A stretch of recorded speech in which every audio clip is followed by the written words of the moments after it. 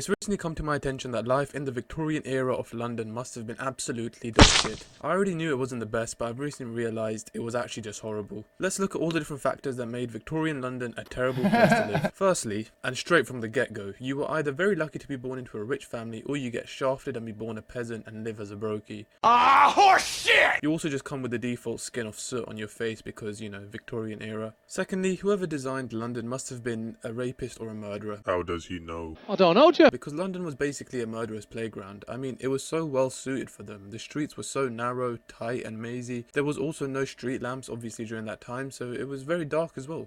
Thirdly, obviously there were no cars around back then. Horses and carriage were the main methods of transport.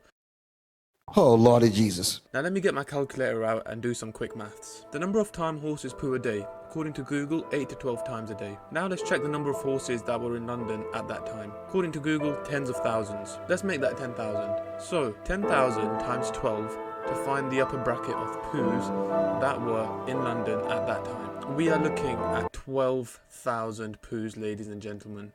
12,000 poos. What the f***? Like, holy shit. No pun intended. I can't even imagine what 12,000 shits must have smelt like, and walking around must have been like walking around field mines.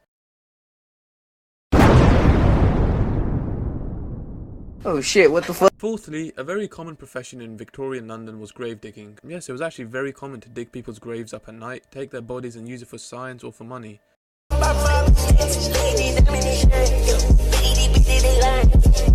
Anyway. Fifth, and this is kind of a touchy subject, so if you don't see a video from me next week, just know that I've been captured, boys. But colonialism was at its peak during this era, as we all know.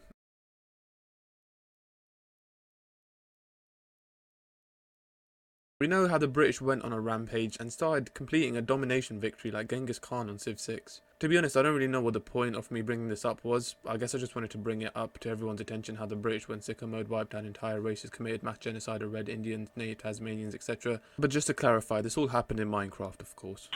Nice.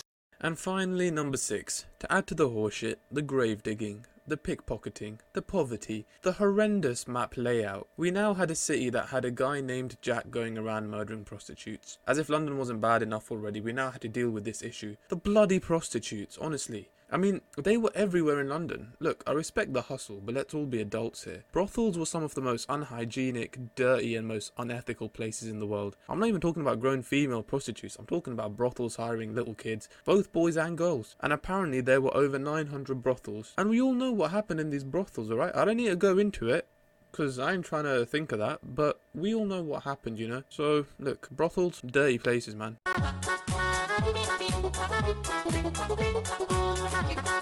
Thank you.